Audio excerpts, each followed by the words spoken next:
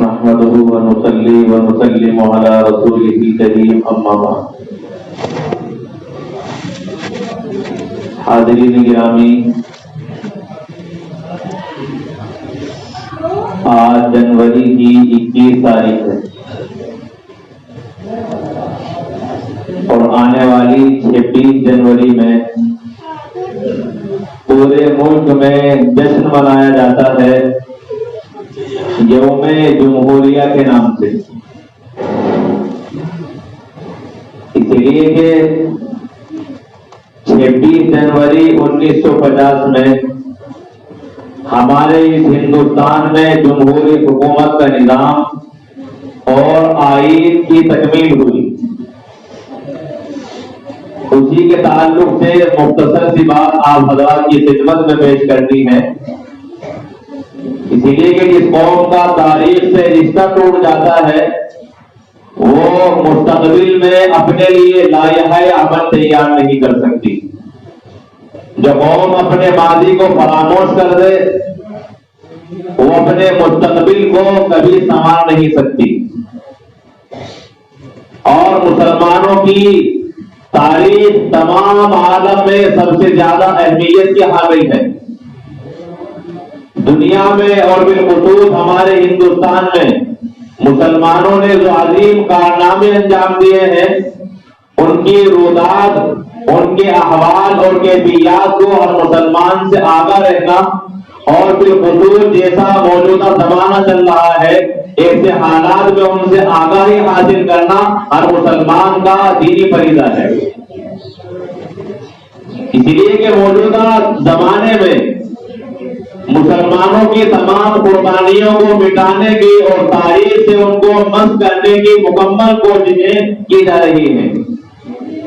اور جو تاریخ بیان بھی کی جا رہی ہے وہ تواریخ بھی وہ ہے جو دشمنان مسلمان نے اور اسلام کے دشمنوں نے مرتب کی ہے. لیکن کیا کیا جائے، مسلمان نہ اپنے دین سے آگاہی حاصل کرتا، نہ اپنے وطن کے اعتبار سے اور نہ اپنی تواریخ سے،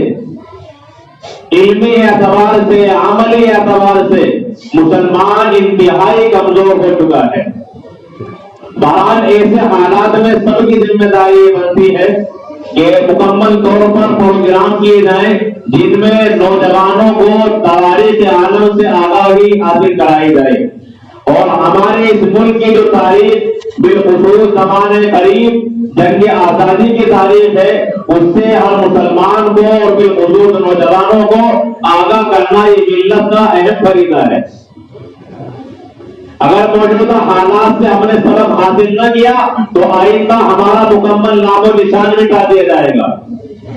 تواریخ بھی مٹائے گی اور وہ شہر جو مسلمانوں کے نام پر ہے جن سے معلوم ہوتا ہے کہ آبادی مسلمانوں کی تھی، مسلمانوں نے شہر کو آباد کیا، ان شہروں کے نام کو تبدیل کر کے مکمل طور پر مسلمانوں کو مٹانے کی اور ان کی تواریخ کو مسخ کرنے کی مکمل تیاری ہے. بہرحال تو 26 جنوری میں چونکہ مکمل طور پر پورے ہمارے ہندوستان میں جگہ جگہ پروگرام ہوتے ہیں، ہمارا آئین، ہمارے ملک کا دستور اور قانون 26 جنوری میں مکمل ہوا ہے 1950 میں. تو اسی سلسلے میں آزادی کے تعلق سے آپ چند باتیں خیال کریں، کیونکہ عام طور پر لوگوں کا ذہن یہ بن چکا ہے کہ ہندوستان کی آزادی وہ کانگریس کی وجہ سے ہوئی ہے،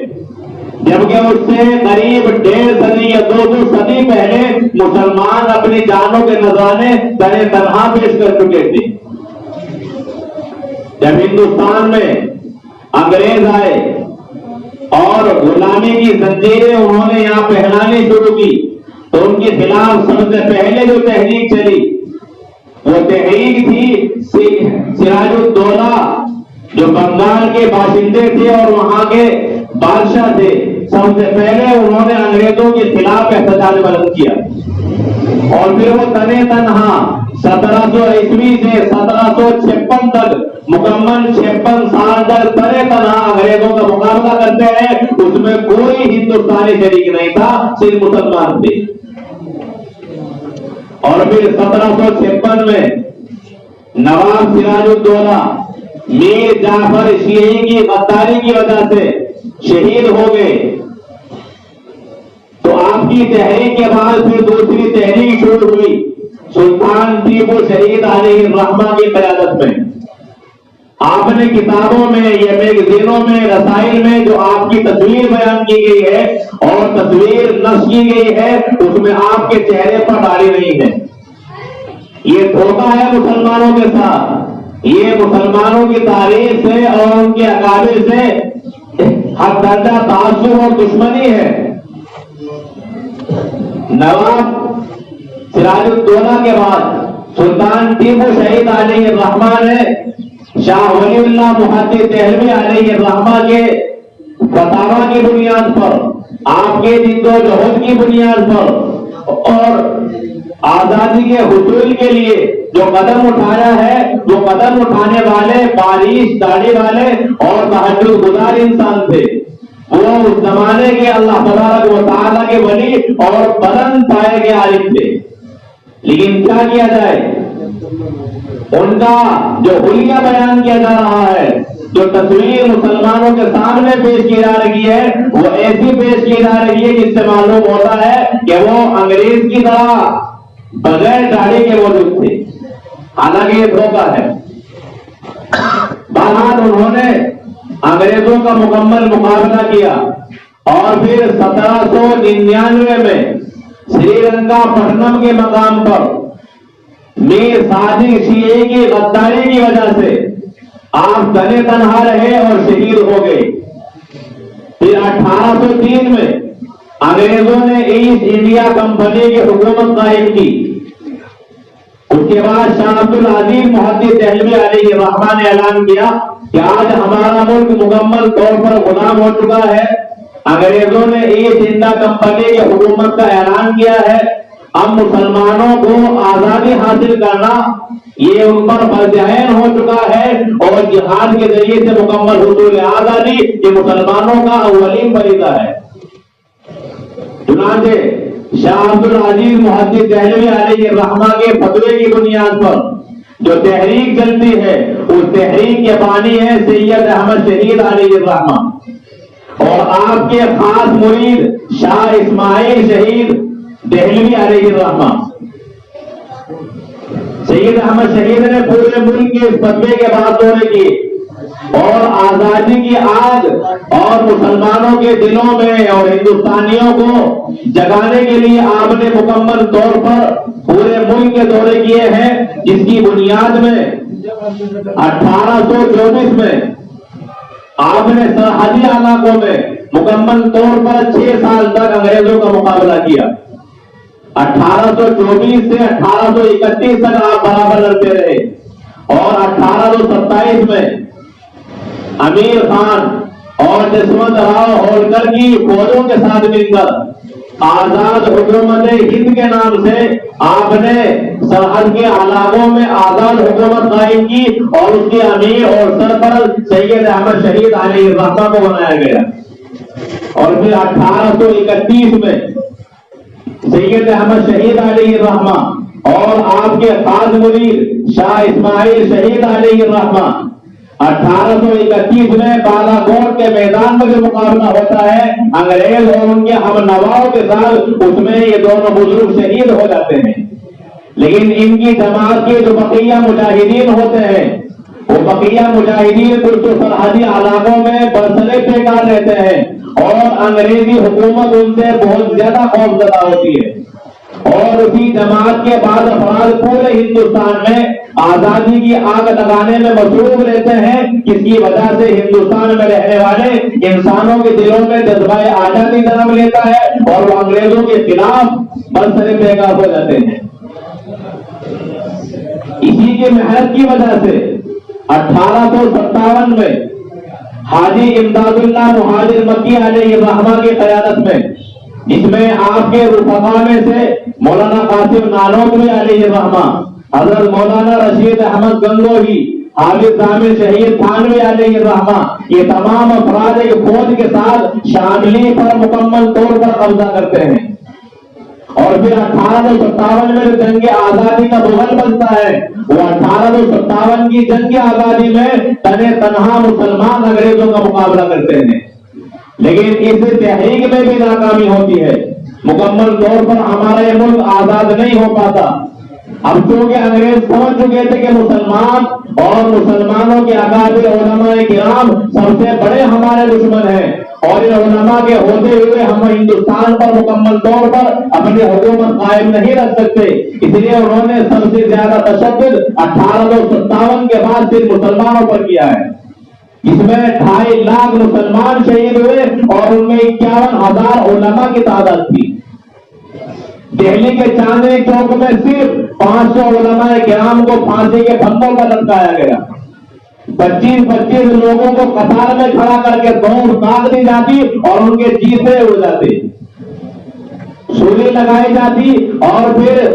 وہ سولی کا جو پھندا ہوتا وہ گلے میں ڈالنے کے بعد ہاتھی وغیرہ کے بدن سے باندھ دیا جاتا، اور جب اسے ہٹایا جاتا تو پھر زبان باہر آ جاتی اور کلیجہ باہر نکل جاتا اور مسلمان شہید ہو جاتے۔ تو اس طرح شدت کے ساتھ مسلمانوں کو دیہوبازہ کیا گیا، بوریوں میں بند کر کے انہیں دریاؤں میں ڈالا گیا اور اوپر سے انہیں گولیوں کا نشانہ بنایا گیا، اور کبھی ایسا ہوتا کہ مسلمانوں کے کپڑے اتروائے جاتے، اور پھر خصوص یہ سلوک علماء کے ساتھ ہوتا، کپڑے اتارنے کے بعد انہیں زندہ آگ میں جلا دیا جاتا اور ان کی چربیاں مکمل طور پر پگھل جاتی اور اس دنیا سے ان کی رخصتی ہو جاتی۔ تو بے انتہا ظلم و تشدد کا نشانہ 1857 کے بعد مسلمان اور پھر خصوص مسلمانوں کے علماء کرام رہے ہیں۔ چوراہوں پر اور اسی طرح بڑے بڑے شہروں میں علماء کو پھانسی دی گئی، ان کے سر قلم کیے گئے اور پھر ان کے سر قلم کر کے انہیں پیڑ پر ٹانگا گیا۔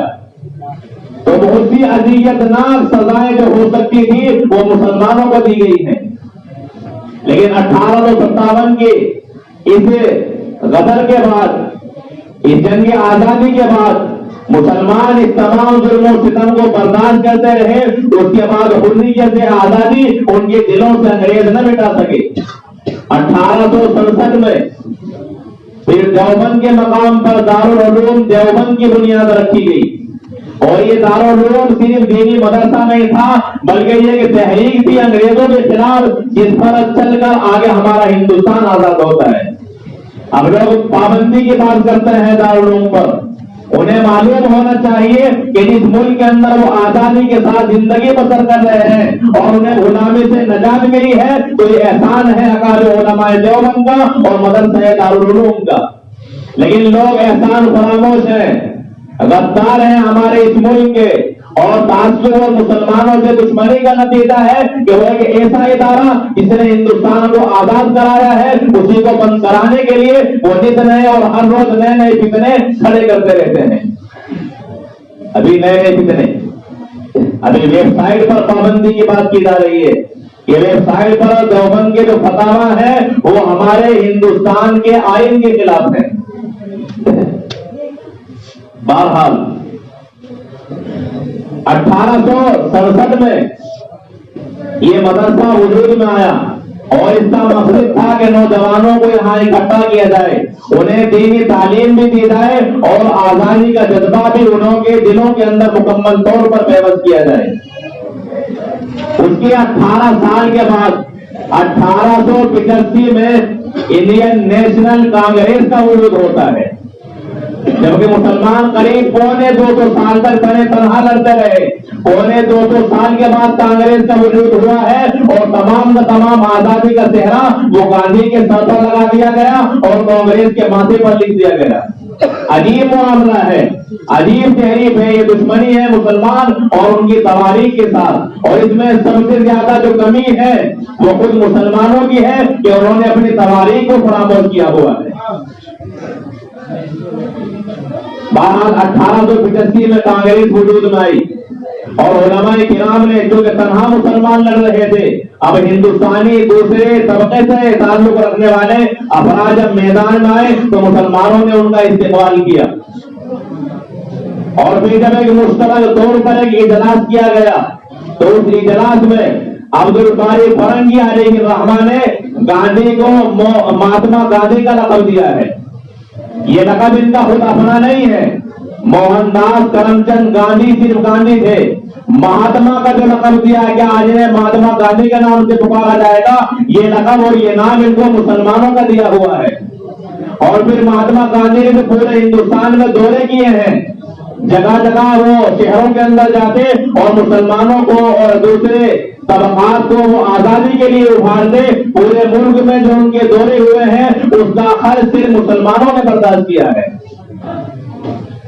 تو مسلمان اگر خرچ نہ دیتے وہ کبھی دورہ نہ کر سکتے تھے. بہرحال مشترک لیڈر کے طور پر انہیں قبول کیا گیا.